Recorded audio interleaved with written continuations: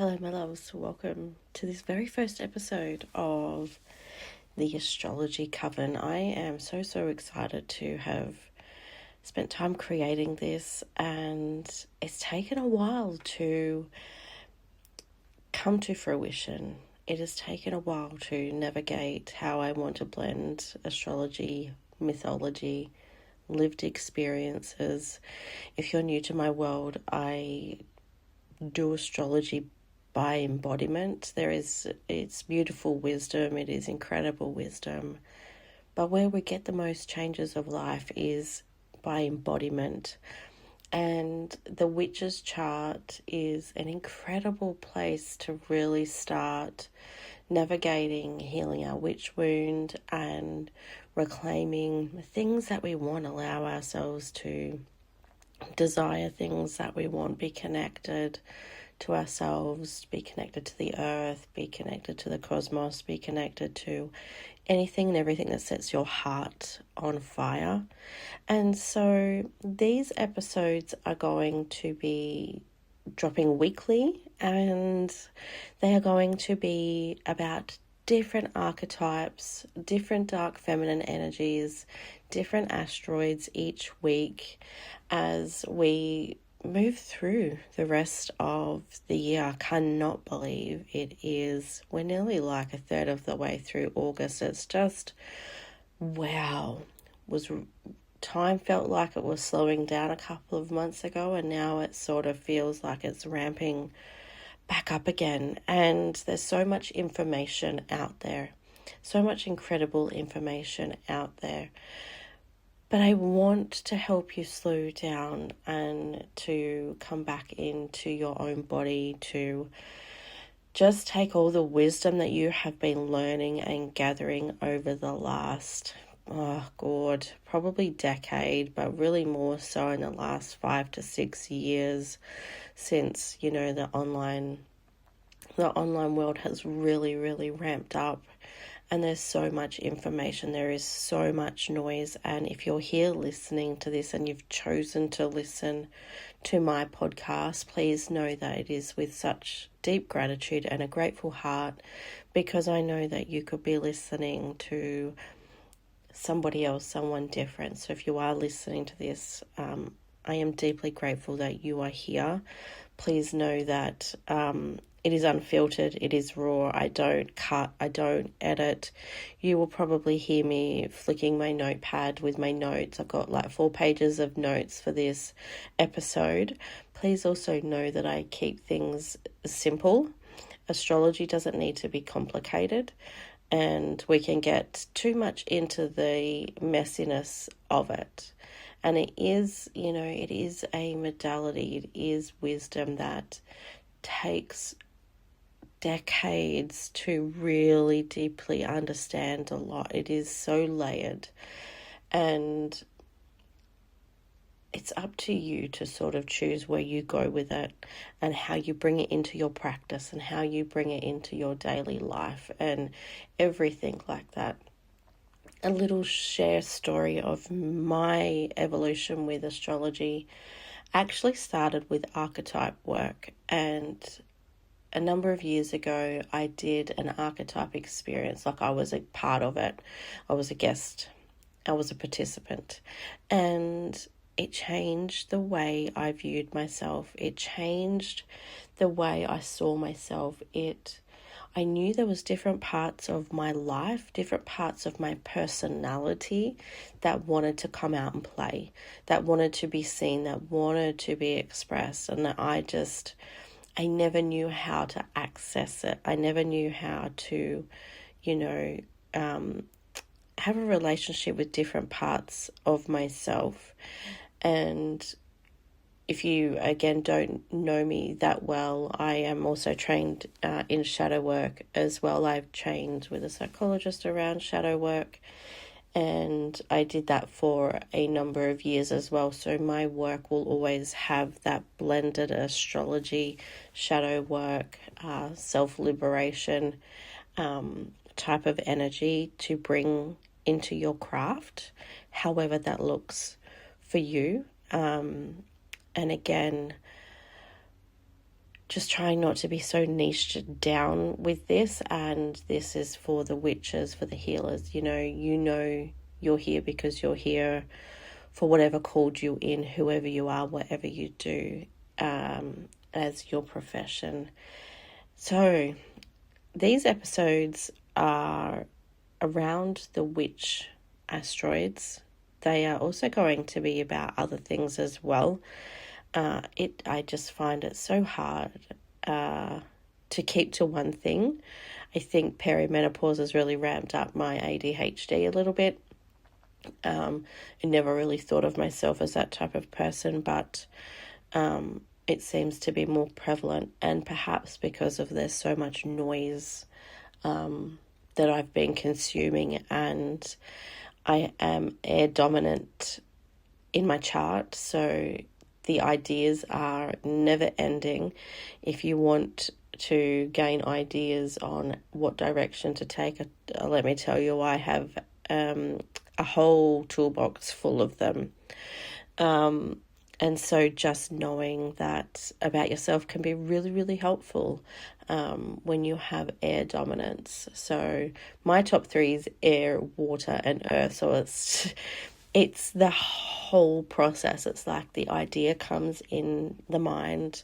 We bring it into our physical body, into our waters, and then we ground it into the feet, into the earth. It feels like that is my system on how to move through life.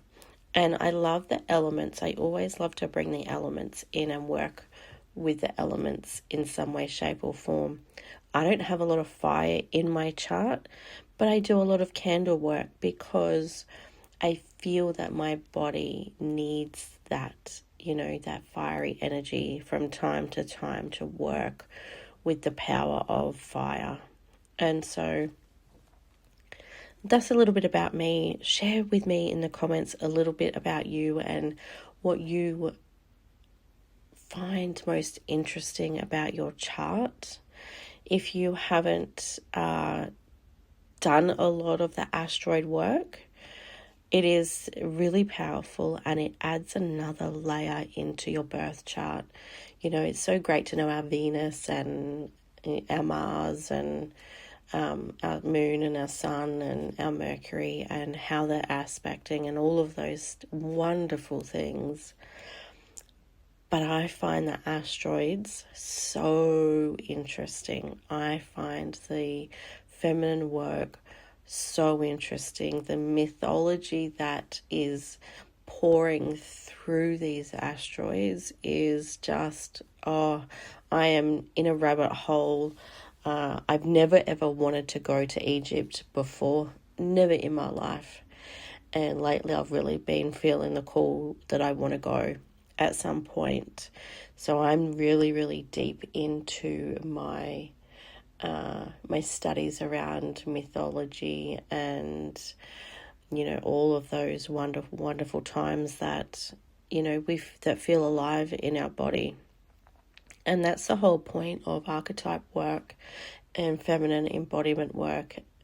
It doesn't have to be loud. It doesn't have to be loud. This can be something just for you to experience, for you to navigate with. And one way that can really amplify different archetypes in the body is by music. And anyway, that's a whole different sidetrack. Let's dive in, because you're actually here for the forecast ahead for the week. So these episodes are going to be, for the 6 days, the week ahead. They will drop into your inbox every Monday if you have signed up to have them delivered straight to your inbox, which I highly recommend, because if you don't, then you might miss out on the forecast that's dropping in. I know there's a lot of forecasting information out there and transits and things like that. And this is where I wanted to do things differently. I wanted to work with some of the feminine mythology, the archetypes, the asteroids. It allows us more presence in our body and in our life for me, being able to sort of just slow down and feel certain aspects in my body is really helpful. So let's dive in. You might hear me flick my notepad, so I do apologize if you do. I prefer to generally write by hand than on computer because I feel a bit more connected with it. So we're going to talk about 3 or 4 of the feminine asteroids in this episode. So always look to where they are in your chart. So let's start off with Hekate. So she's asteroid 100. So if you don't know that, you can put 100 in your extended chart selection, and she will come up and you will be able to see her where she lives in your chart. And so she is at 1 degree of Pisces at the moment in the collective. So today being the 10th of August, she's actually in trine with Gemini Mars. That's a beautiful aspect. We know Gemini is ruled by Mercury, and there is a lot of, well, not a lot, but there is history and talk of Hekate and Hermes working together to being one, because they're the ones that have been able to go to the underworld and to come back. They've been able to crack through the soil, go to the depths, go to the darkness, to source wisdom, answers, information, and to bring that message back up. So she's in beautiful trine with Hermes, and this would be a really great time to really dig into, what are your beliefs? Where are you dulling down your intuition? And then she's squaring Uranus in Gemini. So this square can sort of create that tension with rebellion, with innovation, with our mind, like sort of the tension of, I want to trust my intuition and I want to be innovative, but there's I don't know how to do it. I'm feeling stuck. And this can sort of be in relation to perhaps other people in your world. Look where Gemini rules in your chart, and you can also look to Mercury as well to add other layers, other depths. It gets very, very in-depth and complicated when we go too far in, so I'm going to do my best to not do that and overwhelm you more, because that's not the point of this. So she's also conjunct the Aquarius North Node. Now, the North Nodes have just shifted, and she is right there with the North Node, your destiny. Look where Aquarius is ruling. What house is Aquarius ruling in your chart? That is going to show you really where she's inviting you to slow down, to trust your intuition, to be able to see the magic in this part of your life, and to be able to take note and to bear witness to perhaps what needs to fall away, what you need to shine a light on, what you need to gain clarity on. Where are you feeling at a crossroads? Are you feeling, for example, Aquarius rules my 6th house of daily habits, of service, of health.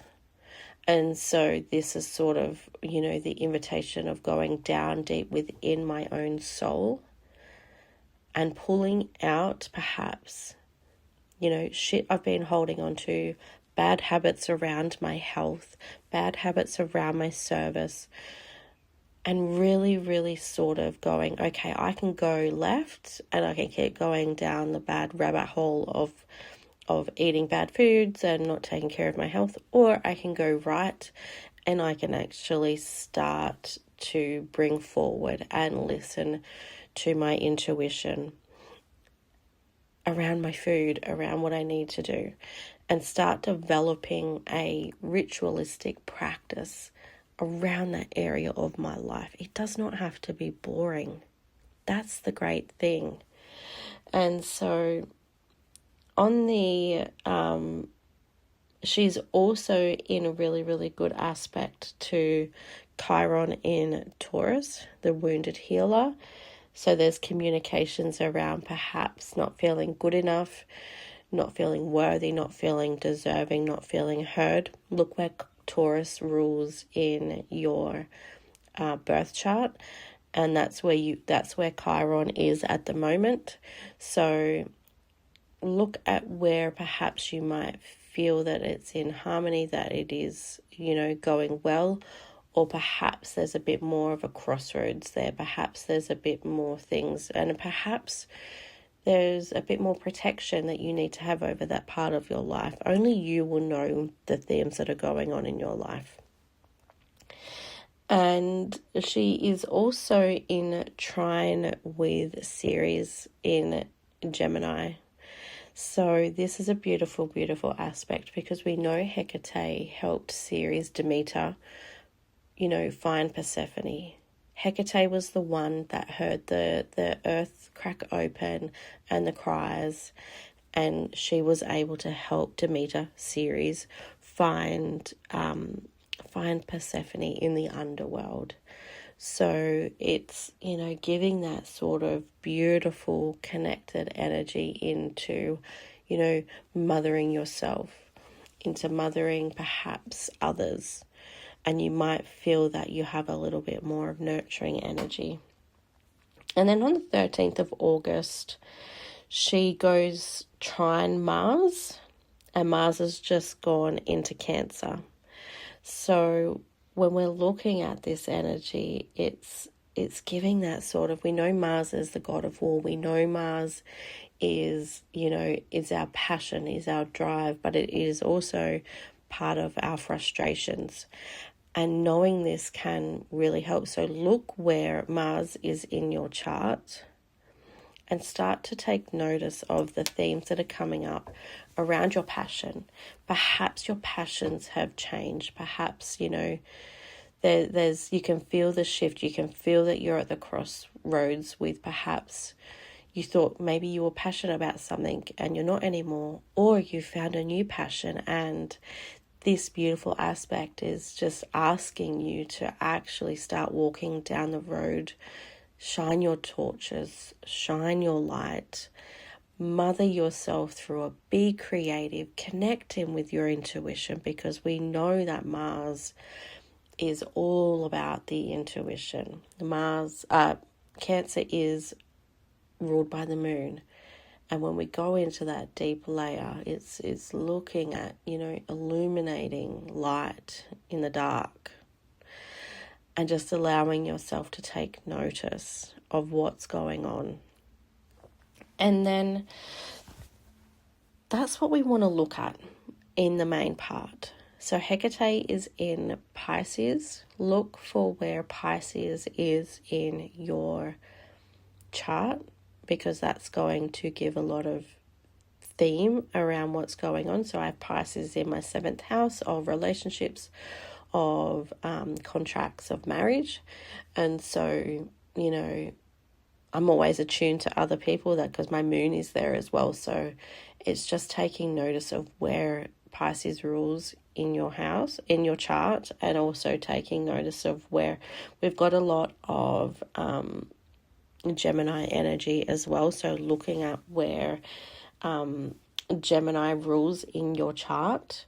Look where Uranus is in your chart. There is a bit of tension going on there in that particular theme. And then also the Aquarius North Node. So look where Aquarius rules in your chart. And the opposing house will sort of be your shadow work house, because that's going to be the South Node. If you have any questions, please pop them in. Next, I want to go into Persephone. So Persephone is obviously, she's showing us that that we can carry those burdens, right? That we can accommodate for others. where there's going to be themes and transitions. You know, the journey from maiden to the empowered queen. We know that if you don't know Persephone's story, where Hades took her into the underworld and she then became queen of the underworld, and she spent her time down there, and then in spring she came up and, you know, life, the earth came alive. It was spring, flowers blossoming. Demeter, her mother, was, you know, the queen of harvest. So it's a very earth based and it's very underworld based. This is the energy. I love Persephone. She's on my ascendant. So working with her and working with our internal waters and our internal earth and our soil and our bones, we can really see where perhaps that you feel trapped, that you maybe feel sort of out of control, like you don't have a choice. You feel sort of choiceless in this area of your life. And this is where you're going to have huge reclamation. Where she lives in your chart. So Persephone is asteroid 399. So you'll pop that in, and then, you know, this is where we can look at where we feel that we don't have any power over ourselves. And there's stories of Persephone actually like loving being down in the underworld, and then there's stories of her not. And so it's just, you know, you do your own research around this and dive deep into some of these stories. And this is sort of where we're looking at more of the authentic self and self-respect, and really looking at where we're giving our power away to someone else's control. This is where the themes will show up in your life, just in your natal chart alone. So she's at 16 degrees of Taurus right now. So she's right in there with Chiron as well. So look at where Taurus rules in your chart is where you're going to probably have a lot more of these themes show up. And I love transits and I love forecasting and that type of thing, but I also really want you to, if your life is not feeling challenging, or that area of your life is not feeling challenging, that's perfectly fine. Sometimes there's different aspects in your chart that may make certain transits feel heavy for others. So this is why you should always know your own chart and know how you feel. Astrology is wonderful, but it's not something to, you know, box yourself in and feel stuck and bound by it. And this is why I love more of the archetype work with it. So this, you know, we know Taurus is a fixed sign. It's a fixed earth sign. So we can have perhaps, you know, a little bit of stubbornness around your Taurus house. And on the 10th of August, today, she's actually squaring the sun in Leo. So it's sort of creating that tension around vitality and nurturing our bones and nurturing our own soil. Leo is, you know, he is Apollo. So the sun illuminates, it sees everything, it's vitality, it's, you know, being courageous. And, you know, you might not be feeling so courageous right now or questioning things, or perhaps, you know, for some people like myself, you know, we live in this tension. We live in this creative tension, and it's natural to us. And so just take notice around how you're feeling, where you're giving your power away, and look where Taurus rules in your chart, because that's going to give sort of a theme of what's going on. So in the collective chart, Taurus is actually in the 6th house, which is of service, is of health, is of, you know, daily ritual and routines. So perhaps you're feeling, that you want to be more grounded, or perhaps you're feeling a little bit stubborn, and perhaps you're feeling way too connected to your home life, like there's real tension there in your home life, and it's taking over your want to be visible. You're really wanting to tend to this part of your life around your health. So take note, and take note where, this tension can perhaps be, where we're choosing between stability and self-expression. We're creating that tension of like giving our power away to, I guess, essentially want to feel stable rather than to be self-expressed. Because if I express myself, will I lose the comfort that I've created? And that's what Taurus energy is about. Taurus loves the comfort. It's the earth. It is stable. And being self-expressed, being seen, being courageous, showing up, doing things differently, voicing your opinions, being bold, being wild, to someone who doesn't do a lot of nervous system work or is very new to this work, it can feel very discombobulating to the nervous system in not wanting to actually be seen or be heard, because it's going to shake the ground. It's going to disrupt all the comfort and all the known. Does that make sense? Like, it is wonderful. I adore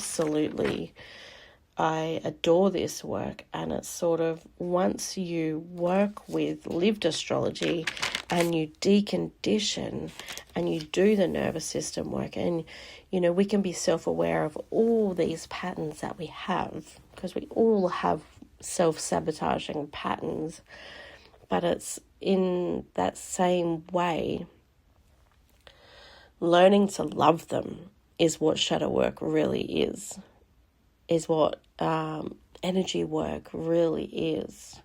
Now, I don't have experience in a lot of energy work in, some forms, but I do have a lot of experiences in, shadow work. And a part of the shadow work, we are learning to love all aspects of ourselves.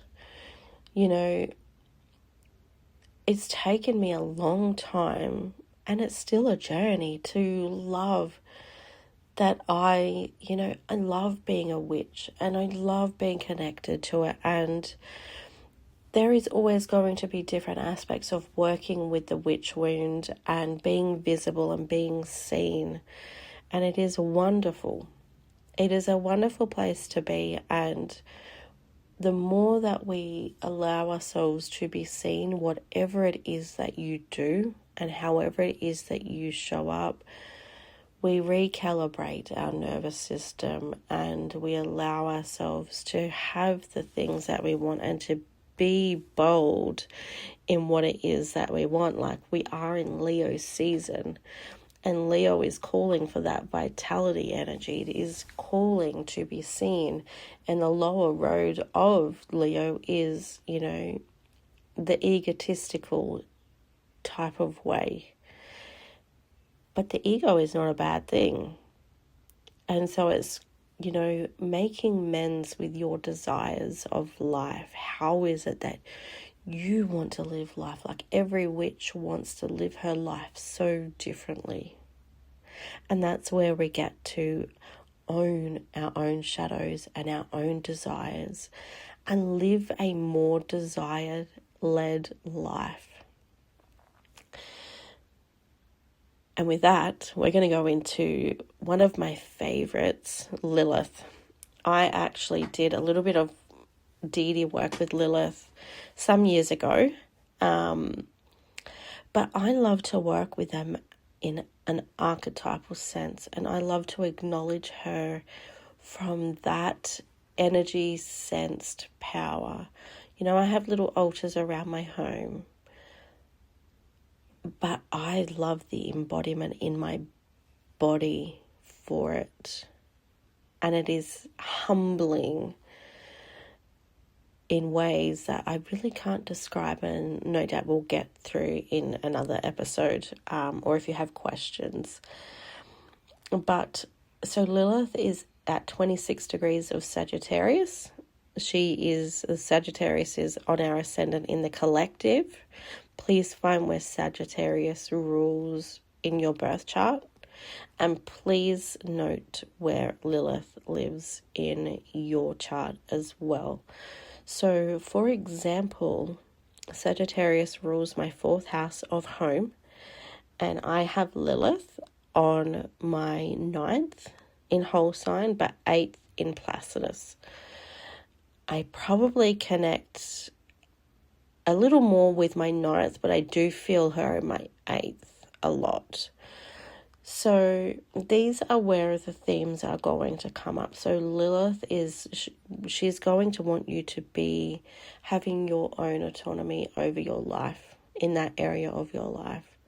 So for example, the 9th house is of high learning, is of philosophy, is of bigger travel, is of, belief systems and values and how you communicate them. And so Lilith there for me, I'm always deeply questioning everything. I'm always digging deep. I always want to have autonomy over my own truth. Does that make sense? And so it can be shaky ground, and not a lot of people like it, and you end up sort of reclusing yourself until you find people with the same beliefs. It's a very interesting placement. Anyway, so let's dive in. So make sure you know where Lilith is in your natal chart, because that's how she's going to be expressed. What sign and what house is she in? And where does Sagittarius rule? So today on the 10th, she is in opposition to Mars in Cancer. It's not a huge tight opposition, like it's not full opposition. There is a few degrees difference, but there is going to sort of be that energy around there and sort of creating the yin and yang tension of, where am I myself and where am I in other people? Where am I actually, separated? Where am I my own person? When we have, a lot of this energy, it can feel like when we have it with Mars and it's opposing Mars, Mars wants action. It wants movement. And so this energy around Lilith is sort of feeling like we need that movement. We need the voice. We need the action. And when we're looking at it, we know Lilith, she's not one to be suppressed. It enrages her. And so this can sort of be the invitation to be mindful of your words and own your words. And when we're looking at Lilith opposing Ceres as well, she's in Cancer. And so this is the mother energy. And this is sort of inviting, where are you mothering yourself? Where are you mothering others? Where is the energy around you being your own person and you also being a mother, a nurturer? Does that make sense? It is so interesting. It is very interesting to be able to see, the yin and the yang tension of I want to be wild, I want to be free, but I have, these nurturing responsibilities around me. Lilith can she wants that energy. She wants to be reclaimed in ways that sometimes people, especially who are mothers, no one wants to see that energy. And I say, well, you do you, and you show up in your Lilith raw primal energy and still be a mother and still be a wife and still nurture and still have that mother energy, because you can be both. You are both. And that is what Lilith is asking of you. Be both, own both. You are both. And on the 13th of August, she is trining the Leo new moon. And she is shining a light on your inner world, your philosophy, your freedom to be seen, to own your desires. When we look at Leo, there's that confidence. You might feel more confident on this day and really love who you are, and you might be more courageous to show up in different ways and to actually own your freedom. And on the 16th, she trines the sun in Leo. And this is like fire meets fire vitality, the day of the sun. Being the sun, the 16th is a Sunday. Leo is the sun, Sunday. So we've got all of this beautiful energy, what is setting your soul on fire. There's the invitation there to work with, with candle work, with spell work.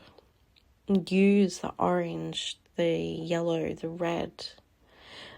I'm actually really, really excited for Sunday. Get in the earth, get under the sun, get some vitality. You will feel more courageous. When she is trining something, there is beautiful harmony there to have. In saying that, also look at your own natal chart, because if you put yourself in a box and it's a little different for you, then honor that. She's asking you to honor your own autonomy over putting your power outside of yourself for anything. And she's also trining Chiron in Taurus. So this is the wounded healer, and owning who you are, owning your wounds.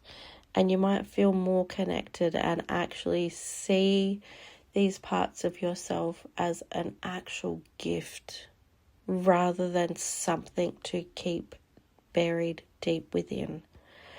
And so this is the invitation to look at your Sagittarius house for more themes, because that's where Lilith is currently in the collective. But also know your own birth chart. It is so interesting, and it is so powerful, and it is so important to understand your own natal chart. Transits are incredible and they are wonderful. But also, please make sure that you have your own autonomy. Now let's move into Ceres. So this week she's at 29 degrees of Gemini. So this is the final week. She is at the final degree, the lessons, the powerful. She is also, oh my God. So Ceres, if you don't know, she's the mother of Persephone. She's the queen of harvest. She actually stopped harvest when Persephone was taken underground. She has the power to stop things from growing. But she also has the power in her grief.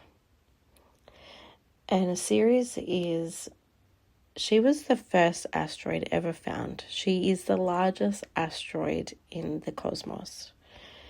In fact, there has been some reports that she has been considered to be a dwarf planet.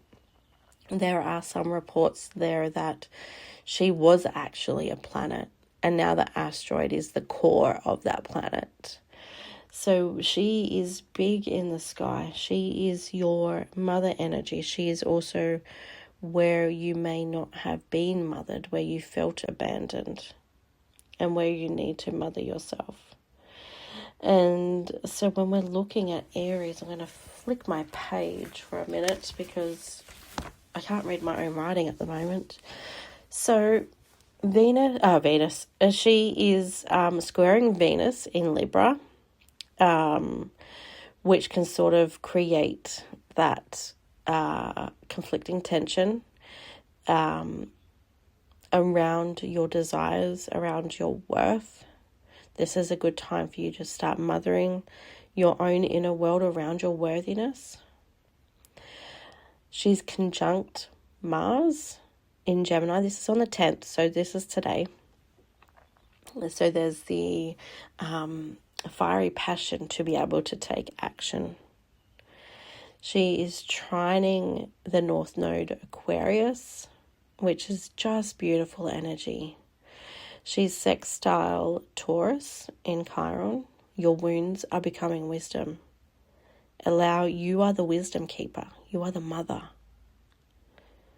You are becoming the wise one. She's also opposing Lilith in Sagittarius. Do I mother or do I be wild? Again, like I said before, you are both. Be both. Allow yourself to be both. This is how we change the world. She is trining Hekate in Pisces. This is where you're finding comfort in the liminal spaces, spiritual insights, and mothering your psychic abilities. Be mindful not to escape too much. She is with the Libra, the square. There is, what's hidden. Is there something hidden? Is there hidden resentment? And understand that, this resentment can stop us from, meeting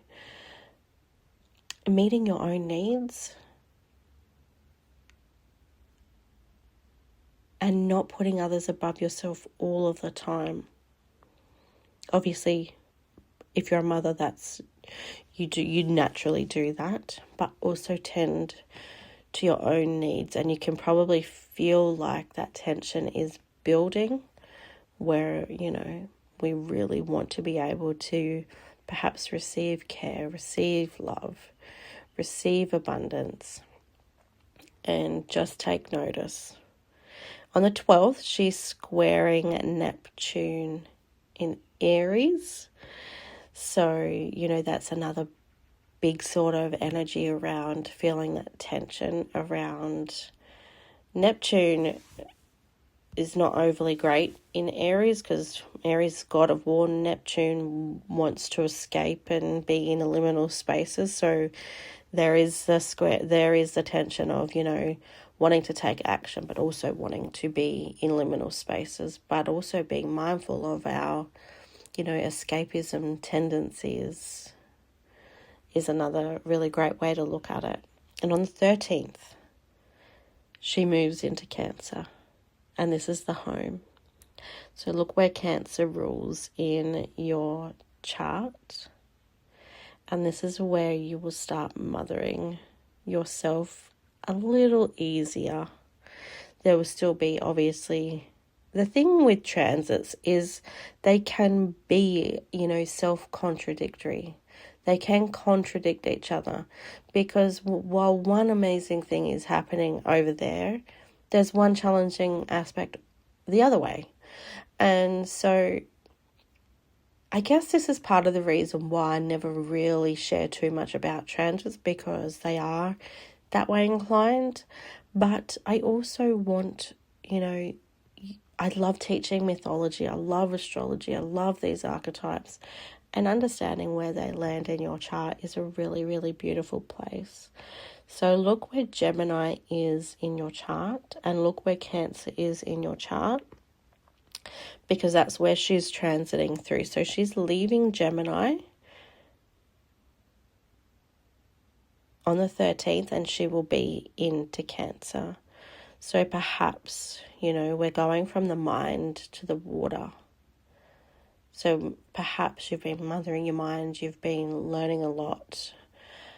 Now it's time to bring it into the body, bring it into the water, allow things to flow, allow the lessons to flow. And, where do we need to let go? Where do we need to grieve? What needs changing? So that wraps up this episode, my love. If you've made it this far, thank you for listening to my ramblings. If you have any questions, please don't hesitate to ask me, comment, email, whatever it is that tickles your fancy. Also know, I want you to know that astrology is wonderful,